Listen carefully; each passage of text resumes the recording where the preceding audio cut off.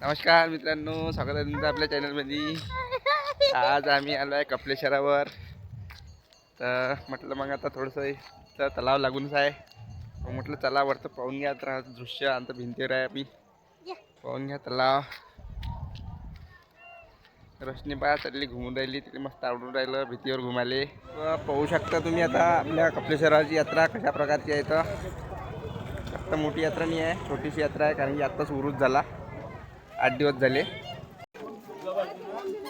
पाहू शकता तुम्ही आता आम्ही हे यात्रेतून घेतला एक फोटो मस्त आमच्या समाजाचा, आदिवासी समाजाचा आहे की नाही.